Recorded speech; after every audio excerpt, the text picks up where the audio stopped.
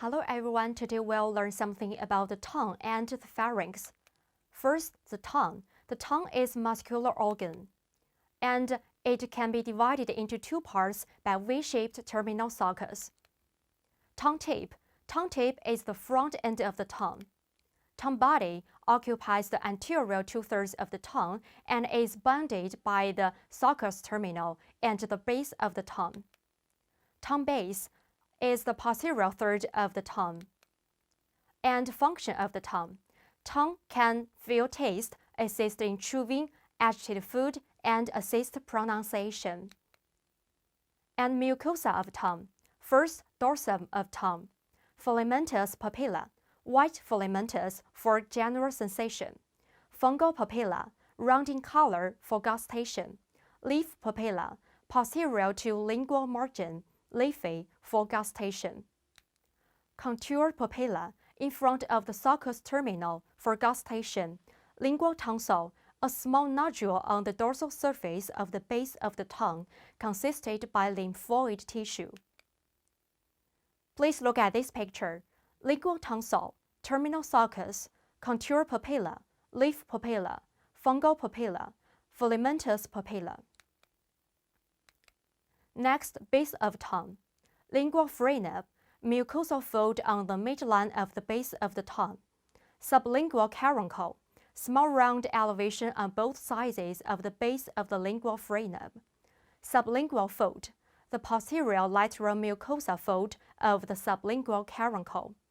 Umbrella fold, oblique mucosa fold on both sides of the lingual frenum. Please look at this picture. In this picture, we can see the frenum of tongue, sublingual fold, sublingual gland, and sublingual caruncle. Next, we'll talk about the tongue muscle.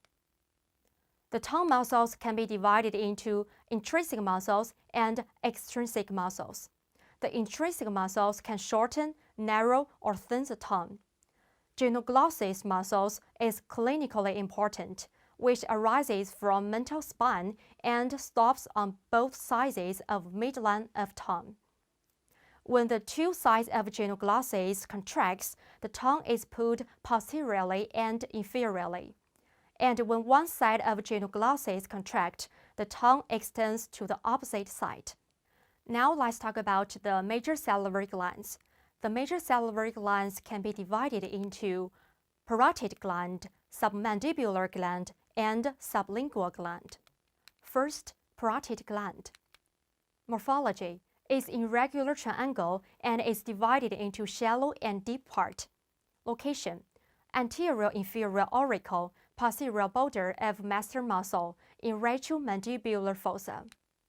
Parotid duct emanate from the anterior part of the parotid gland at the transverse finger below the zygomatic arch across the surface of the master muscle, passing through the opening of the buccal muscle to the buccal mucosa, opposite the maxillary second molar. Next, submandibular gland. Morphology is oval shape. Location: in the submandibular triangle, surrounded by the digastric muscle and the lower border of the mandible. Duct. It arises from the medial surface of the gland, runs deeply anteriorly through the mucosa of the oral floor, and opens into the sublingual caruncle. Third, sublingual gland. Morphology is oblong. Location is deep to the sublingual fold. Duct. The large duct and submandibular gland duct jointly open into the sublingual caruncle with about 10 tubules opening into the sublingual fold. Now let's talk about the pharynx. General features. The pharynx is a funnel-shaped mucosa tube and is located in front of the first to sixth cervical vertebra. It starts from the skull base, connects with the esophagus at the lower edge of the sixth cervical vertebra, and with the posterior wall and lateral wall intact, communicating with the nasal cavity, oral cavity, and laryngeal cavity anteriorly, respectively. It can be divided into three parts: nasopharynx, oropharynx, and laryngopharynx. First, let's talk about the nasopharynx. Location It is the upper of the pharyngeal cavity. The upper boundary is the skull base. The lower boundary is between the posterior edge of the soft palate and the oral pharynx. Main structure. Pharyngeal tonsil is the submucosal lymphoid tissue of the posterior parietal wall. Eustachian tube orifice. On the lateral wall, it passes outwards to the middle ear tympanum. Eustachian tube round pillow. Bulge before, above, and behind the pharyngeal orifice of eustachian tube. Eustachian tube tonsils, lymphoid tissue within the mucosa surrounding the eustachian tube orifice. Eustachian recess. It is a depression between the posterior aspect of the round pillow of the eustachian tube and the posterior pharyngeal wall and is a predilection site for nasopharyngeal carcinoma. Next, let's talk about the oral pharynx. Location. It is the middle boundary of the pharyngeal cavity. The upper boundary is the posterior edge of the soft palate. The lower boundary is the upper edge of the epiglottis. Main structure. Medial fold of the lingual epiglottis.